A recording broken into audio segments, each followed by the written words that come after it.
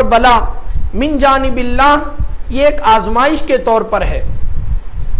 ہمیں ایسا محسوس ہوتا ہے کہ دنیا میں کوئی راحت پہنچی تو سمجھتے ہیں کہ اللہ تبارک و تعالیٰ نے بڑا کرم کر دیا، بڑا فضل کر دیا، عزت ملی اللہ نے فضل کر دیا۔ مگر جب کوئی مصیبت آتی ہے، جب کوئی تکلیف آتی ہے تو پھر ہم رنجیدہ ہو جاتے ہیں، مایوسی کی طرف ذہن چلا جاتا ہے۔ یہ اللہ تبارک و تعالیٰ کو پسند نہیں ہے دوستوں۔ اللہ تبارک و تعالیٰ نے قرآن مجید فرقان حمید میں ارشاد فرمایا وَإِذَا أَنْعَمْنَا عَلَى الْإِنسَانِ أَعْرَضَ وَنَأَىٰ بِجَانِبِهِ، جب ہم کسی انسان پر نعمت کا نزول فرماتے ہیں تو وہ ایک جانب منہ موڑ کے بیٹھ جاتا ہے۔ نعمت ملی مگر نعمت لے کر کیا کیا؟ منہ موڑ کے بیٹھ گیا، چلا گیا۔ اور پھر وَإِذَا مَسَّهُ الشَّرُّ كَانَ يَئُوسًا، اور جب کوئی مصیبت اس کو پہنچی، کوئی تکلیف اس کو پہنچی تو وہ پھر مایوس بھی ہو گیا۔ رب نے فرمایا کیسا انسان ہے، نعمت لے کر بھی ہمارے پاس نہیں آتا اور تکلیف پہنچی تب بھی ہمارے پاس نہیں آتا۔ رب نے بتلایا کہ بندو، مصیبت نعمت ملی تو نعمت کے بدلے میں شکر ادا کرو۔ لَإِن شَكَرْتُمْ لَأَزِيدَنَّكُمْ، اگر تم شکر گزاری کرو گے تو تمہیں اور نعمتوں سے سرفراز کروں گا، مزید عطا کروں گا۔ اور مصیبت پہنچے تو پھر میری طرف رجوع کر لو، مجھ سے گریہ وزاری کر لو، استغفار پڑھ لو، مغفرت طلب کر لو۔ ممکن ہے اللہ تبارک و تعالی مغفرت تمہاری کر دے، بخشش تمہاری کر دے، یہ بھی ممکن ہے۔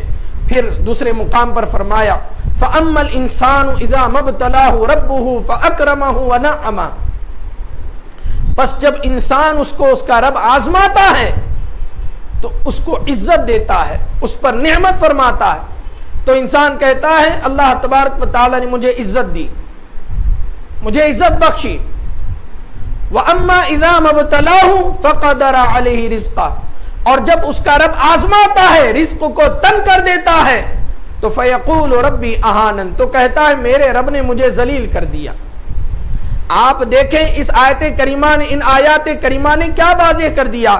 واضح یہ کیا عزت ملی تب بھی آزمائش ہو رہی تھی، نعمت ملی تب بھی آزمائش ہو رہی تھی، اور مصیبت آئی تب بھی آزمائش ہو رہی تھی، تب بھی آزمائش ہو رہی تھی۔ لیکن عزت لے کر انسان نے کیا کیا؟ رجوع ہونے کے بجائے، اللہ کا شکر ادا کرنے کے بجائے کہتا پھرا کہ مجھے عزت مل گئی، میں دیکھو عزت یافتہ ہو گیا۔ اور مصیبت ملی تب کیا کیا؟ کہنے لگا کہ اللہ نے مجھے ذلیل کر دیا۔ رب فرماتا ہے آگے کلا بلا تکرمون الیتیم، تم کہتے ہو ہم نے تمہیں ذلیل کیا، نہیں ہرگز نہیں، تم اپنے گریبان میں جھانک کر دیکھو، حقیقت یہ ہے کہ تم یتیم کی عزت نہیں کرتے ہو۔ ولا تحاضون علی طعام المسکین، تم غریب کے کھانے پر، مسکین کے کھانے پر ایک دوسرے کو ترغیب نہیں دلاتے۔ وتأکلون التراث اکلا لما، تمہاری حالت یہ ہے کہ تم مال میراث پورا کا پورا چٹ کر جاتے ہو، حصے کھا جاتے ہو اپنے بھائی اور بہنوں کے۔ اور وتحبون المال حبا جما، مال سے حد درجے محبت کرتے ہو۔ یہ مال کی حد درجے محبت نے تمہیں ذلیل کیا ہے، اللہ نے ذلیل نہیں کیا ہے۔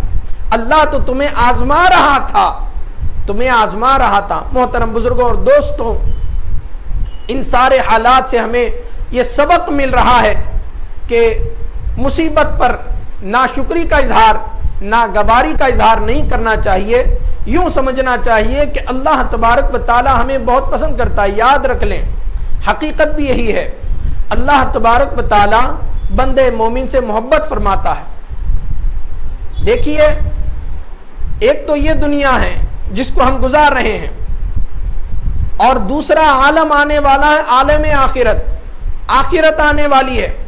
مومن تو وہی ہے جو آخرت پر ایمان رکھتا ہے۔ مومن اور کافر میں کیا فرق ہے؟ یہی تو فرق ہے کہ ایک کافر کی نظر دنیا پر ہی ہوتی ہے، وہ دنیا میں جیتا ہے تو دنیا کے لیے، لیکن مومن کی نظر آخرت پر ہوتی ہے، وہ دنیا میں جیتا ہے تو آخرت کے لیے جیتا ہے، آخرت کا خیال کرتا ہے، وہ یہ جانتا ہے مجھے دنیا میں اللہ نے پیدا کیا، مجھے موت آنی ہے، موت آنے سے پہلے آخرت کی تیاری کرنا ہے۔ جنت کی تیاری کرنا ہے، اللہ کے حضور پیش ہونا ہے، وہاں پر حساب و کتاب ہونے والا ہے، سب پر ایمان رکھتا ہے مومن، اسی کو تو مومن کہتے ہیں۔ جب مومن آخرت پر ایمان رکھتا ہے تو یاد رکھنا چاہیے دنیا کی بڑی سے بڑی تکلیفیں اور مصیبتیں آخرت کی مصیبت کے بدلے میں کچھ بھی نہیں ہیں۔ چھوٹی سی آخرت کی تکلیف ایک طرف، دنیا کی بڑی سے بڑی تکلیفیں ایک طرف، یہ دنیا کی بڑی سے بڑی تکلیفیں آخرت کی چھوٹی سی تکلیف کے سامنے چھوٹی معلوم ہوں گی۔ آخرت میں عذاب انتہائی بڑا ہوگا، انتہائی بڑا ہوگا۔ اس وقت کیا کریں گے؟ اس وقت کہاں جائیں گے؟ اس وقت کس کے سامنے شکوہ و شکایت کریں گے؟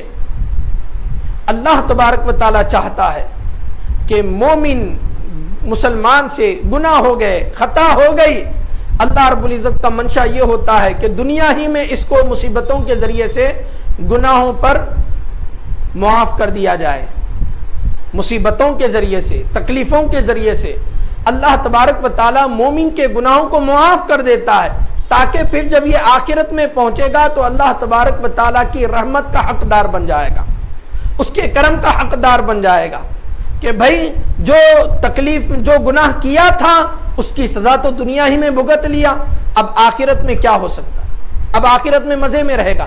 یہی وجہ ہے محترم بزرگوں اور دوستوں، صحابہ اکرام دنیا کی ہر مصیبت کو برداشت کیے آخرت میں خوشحالی کی خاطر۔ اس کی ایک مثال دیکھیے آپ، حضرت شیخ الاسلام عارف باللہ امام محمد انوار اللہ فاروقی رحمۃ اللہ تعالی علیہ بانی جامع نظامیہ نے مقاصد الاسلام کے حصے نہم میں جو معجزات رسول کا ذکر آپ نے فرمایا ہے، اس میں حضور پاک صلی اللہ علیہ وسلم کے معجزے کا ذکر آپ نے کیا، بڑا پیارا معجزہ ہے۔ خصائص کبریٰ کے حوالے سے آپ لکھتے ہیں، سلمان فارسی رضی اللہ تعالی عنہ اس کے راوی ہیں، فرماتے ہیں کہ ایک مرتبہ تپ یعنی بخار حضور پاک صلی اللہ علیہ وسلم کی خدمت میں حاضر ہوئی۔ حضور نے پوچھا تو کون ہے؟ تو اس نے کہا میں تپ ہوں، یعنی میں بخار ہوں، میں گوشت کو گلا دیتی ہوں، ہڈیوں کو کمزور کر دیتی ہوں۔ حضور پاک صلی اللہ تعالی علیہ وسلم نے فرمایا کہ تیرا یہاں پر کچھ کام نہیں، اگر تو چاہتی ہے تو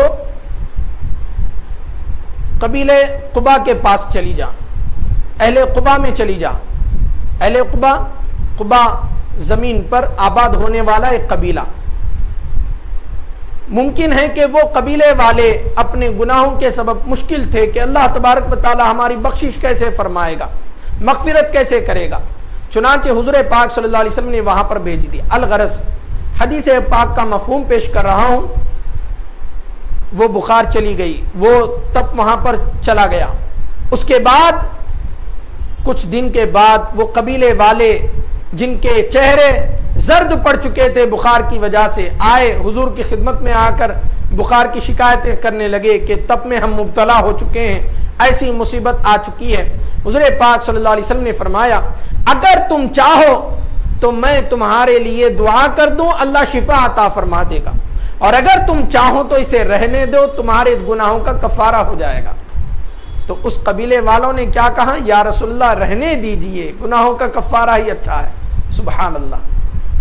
تو آپ دیکھیں ہم پر جب بخار آتی ہے تو کب جائے گی انتظار میں رہتے ہیں، لیکن ان کے ایمان پر قربان جائیں، کہتے ہیں کہ یا رسول اللہ بخار میں رہنے دیں، بخار اچھا ہے، گناہوں کا کفارہ ہی ہو جائے گا تو بہتر ہے، تاکہ آخرت میں اللہ کی بارگاہ میں منہ تو دکھا سکیں گے، اس کے کرم کے حقدار بن جائیں گے، اس کے رحمتوں کے حقدار بن جائیں گے۔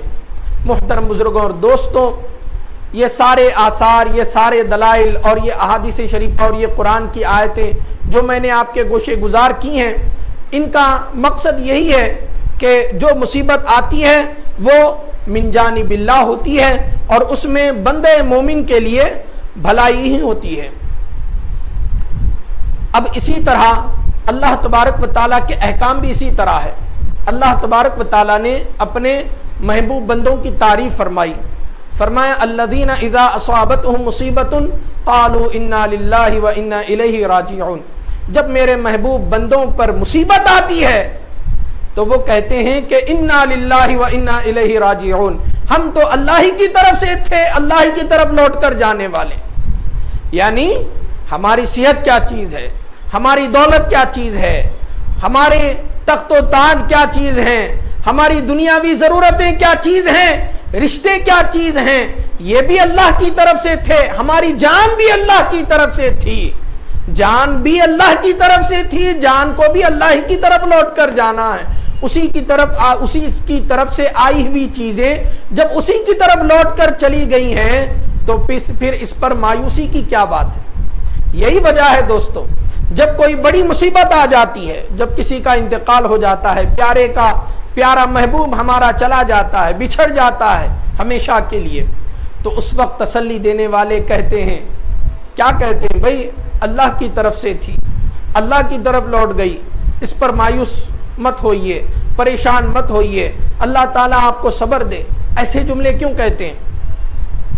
اس لیے کہتے ہیں کہ آپ صبر کر لو، یہ جو چیز تھی کسی اور نے نہیں لی، اللہ ہی نے لی، کیونکہ اللہ ہی کی تھی.